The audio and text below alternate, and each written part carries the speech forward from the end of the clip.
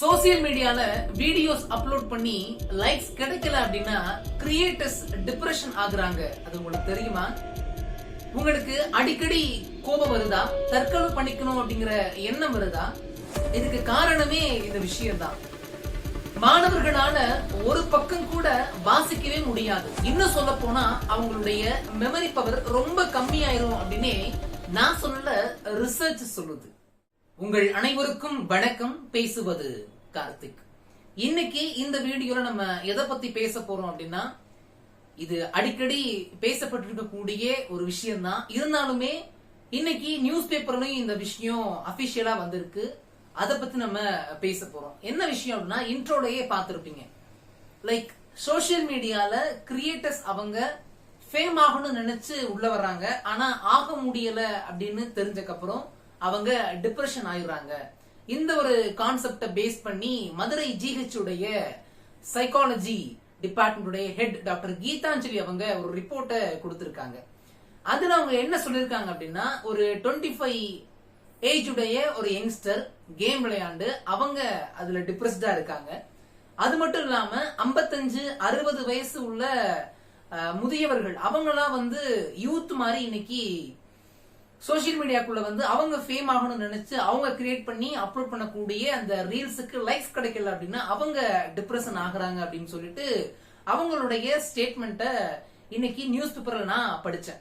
அப்படி படிக்கும்போது என்ன தெரிய வந்துச்சு அப்படின்னா, நம்ம எல்லாருமே அளவு கடந்து ஒரு கட்டுப்பாடு இல்லாம இந்த இன்டர்நெட்குள்ள மூழ்கி இருக்கோம் அப்படின்னே சொல்லலாம். எப்ப பார்த்தாலும் எங்க பார்த்தாலும் செல்போன் கையுமா நம்ம இந்த சோசியல் மீடியாக்குள்ளேயே இருக்கக்கூடிய ஒரு உலகத்துக்குள்ள நம்ம வந்துட்டோம் அப்படின்னே சொல்லலாம்.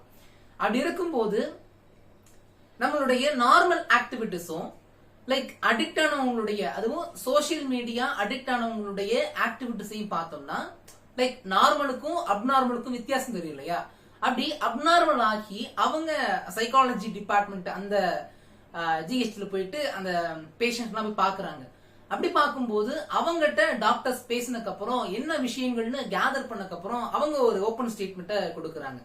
10ல 8 பேர் வந்தாங்க அப்படின்னா 8 பேர் லைக் இந்த சோசியல் மீடியா இஷ்யூனால பாதிக்கப்பட்டு இருக்காங்க. என்ன விஷயம் பார்த்தோம்னா, கேம் விளையாண்டு டிப்ரெஸ்ட் ஆனது, லைக் நான் சோசியல் மீடியால ஃபேம் ஆகணும்னு நினைச்சு பண்ணக்கூடிய கண்டென்ட்ஸுக்கு ஆடியன்ஸ் கிட்ட இருந்து வரவேற்பு இல்லாதது, இதனால நான் டிப்ரெஸ் ஆயிட்டேன் டாக்டர் அப்படிங்கிற மாதிரி எப்ப பார்த்தாலும் சிடுன்னு இருக்கிறது, கோபமா பேசுறது, தற்கொலை பண்ணிக்கணும் அப்படிங்கிற எண்ணம் வர்றது, அந்த மாதிரியான தாட் ப்ராசஸ் எல்லாம் அவங்களுக்கு போயிருக்கு. இத டாக்டர் பார்த்துட்டு அவங்க எப்படிப்பட்ட ஒரு ஸ்டேட்மெண்ட்டை கொடுத்திருக்காங்க அப்படின்னா, இதை நம்மளால கியூர் பண்ண முடியும். எப்படி கியூர் பண்ண முடியும் அப்படின்னா, லைக் கண்டினியூஸா கவுன்சிலிங் கொடுக்கறது மூலமா கியூர் பண்ண முடியும். சில பேருக்கு மெடிசின்ஸ் கொடுக்கறது மூலமா கியூர் பண்ண முடியும். இன்னும் மெயினா அவங்க சொன்ன விஷயங்கள் என்ன அப்படின்னா, இன்னைக்கு ஃபர்ஸ்ட் ஸ்டாண்டர்டு, எல்கேஜி, யூகேஜி, 2 வயசு 3 வயசு அந்த குழந்தைங்க கையில கூட செல்போன் இருக்கு அப்படின்றது டாக்டர்ஸ் சொல்லக்கூடிய, நம்ம கண்ணால பார்க்கக்கூடிய விஷயமா இருக்கு. அப்படி இருக்கும்போது குழந்தைகளால ஒரு பக்கத்தை கூட முழுமையா கான்சென்ட்ரேட்டடா போக்கஸ்டா வாசிக்க முடியாது. திக்கி திணறி தடுமாறி அந்த கான்சென்ட்ரேஷன் இல்லாம ஒரு பத்தி படிச்சுட்டு அப்படியே விட்டுட்டு அடுத்து வேற எங்கேயாச்சும் வெளியே போறது, அந்த மாதிரி ஒரு போக்கஸ்னே இருக்காது அவங்ககிட்ட. அது மட்டும் இல்லாம மெமரி பவர் ரொம்ப கம்மியா இருக்கும். நம்ம ஒரு 2 டைம்ஸ் படிச்சோம் அப்படின்னா அந்த 1 பேஜ்ல என்ன இருக்கு அப்படின்றத ஓரலா ஒரு ஜிஸ்ட் மாதிரி நம்மளால சொல்ல முடியும் இல்லையா? அப்படி கூட அவங்களால சொல்ல முடியாது, மறந்து போயிடும், அந்த கேரக்டர்ஸ் நேம்லாம் ஞாபகம் இருக்காது அப்படின்னு சொல்லிட்டு அவங்க ஸ்டேட்மெண்ட் கொடுத்திருக்காங்க. இன்னும் என்ன அப்படின்னா, நம்ம குட்டி குட்டி குழந்தைங்களுக்கு சாப்பாடு ஊட்டும் போது அந்த காலத்துல நாங்க பாரு நல்லா இருக்கு அப்படின்னு சொல்லிட்டு தெருவுல இடுப்புல உட்கார வச்சுட்டு சாப்பாடு ஊட்டுவாங்களே. ஆனா இன்னைக்கு என்ன பண்றாங்க, கையில செல்போனை கொடுத்தா அந்த குழந்தை அடம் பிடிக்காம சாப்பிடும். அந்த ஒரு காலகட்டத்துக்கு நம்ம வந்துட்டோம். அப்படி இருக்கும்போது அப்படி கொடுக்கறதன் மூலமாக என்ன ஒரு எஃபெக்ட் கிரியேட் ஆகும் அப்படின்னா, ரிலேஷன்ஷிப் கேப் அப்படிங்கறது கிரியேட் ஆகும் அப்படின்றத டாக்டர் கீதாஞ்சலி அவங்க சொல்லியிருக்காங்க. இதை உண்மை அப்படின்றத நானுமே அக்செப்ட் பண்ணிப்பேன். ஏன்னா ஒரு வீடு இருக்கு அப்படின்னா அந்த வீட்டுல இருக்கக்கூடிய எல்லார் கையிலையும் செல்போன் இருந்துச்சு அப்படின்னா ஒரே நேரத்துல எல்லோரும் உட்கார்ந்து செல்போனை நோண்டிக்கிட்டு இருக்கக்கூடிய ஒரு காட்சியை கண்கூடாக பார்க்க முடியுது. எல்லாரும் உட்கார்ந்து இருக்காங்க, எல்லோரும் எல்லாருடைய முகத்தையும் பார்த்து மனசையும் பார்த்து என்ன ஏது என்ன விஷயங்கள் இன்னைக்கு நடந்துச்சு அப்படின்றத பகிர்ந்துக்காம நம்ம எல்லாருமே வேற ஒரு உலகத்துக்குள்ள இருக்கோம் அப்படின்றது நம்மளால கண்கூடாக பார்க்க முடியுது. யாராச்சும் உங்க ஃப்ரெண்ட்ஸ் இல்ல உங்களுக்கு தெரிஞ்ச பெரியவங்க யாராச்சும் இன்ஸ்டாகிராம் மூலமா, யூடியூப் மூலமா வீடியோஸ் போட்டு, ரீல்ஸ் போட்டு ஃபேம் ஆகணும்னு நினைக்கிற அவங்களுக்கு இந்த வீடியோ மறக்காம ஷேர் பண்ணுங்க. இதுக்கப்புறம் என்ன டாபிக் பேசலாம், என்ன ட்ரெண்டிங்கான டாபிக் பேசலாம் அப்படிங்கறத மறக்காம கருத்து பெட்டியில பதிவு பண்ணுங்க. அந்த டாபிக்ஸ பத்தியும் நம்ம கண்டிப்பா பேசுவோம். உங்களுடைய டாபிக்ஸ கண்டிப்பா எடுத்து பேசுவேன் அப்படிங்கறதுல 100% கேரண்டியை நான் கொடுக்கறேன்.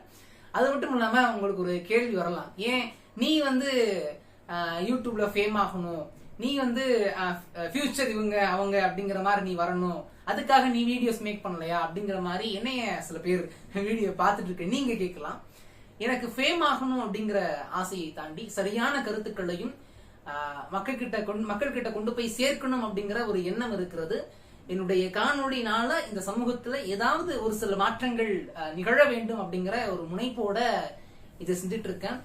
இலக்கியத்துல பெரும் ஆர்வம் இருக்கு. அந்த இலக்கியத்தினுடைய வாசிப்பையும் மக்கள் கிட்ட கொண்டு போய் சேர்க்கணும் அப்படிங்கிற ஒரு எண்ணமும் எனக்கு இருக்கிறது. அதனாலதான் நான் படித்த புத்தகங்கள்ல எல்லாம் அந்த புத்தகத்துல என்ன சொல்றாங்க அப்படின்றத வீடியோக்கள் வாயிலாக உங்ககிட்ட கொண்டு வந்து சேர்க்கிறேன். அது மட்டும் பத்தாது, பொது கருத்துக்களையும் சமூக பிரச்சனைகளையும் எடுத்து பேச வேண்டும் அப்படிங்கிற ஒரு முனைப்போட சமூக பிரச்சனைகளை நோக்கியும் நான் நகர்ந்து கொண்டிருக்கிறேன். உங்களுடைய ஆதரவு கண்டிப்பாக எனக்கு இருக்கும் அப்படிங்கறத என்னால உணர முடியும், நம்ப முடியும். தொடர்ந்து இணைந்திருங்க, தொடர்ந்து பேசுவோம். நன்றி. வாழ்க தமிழ்.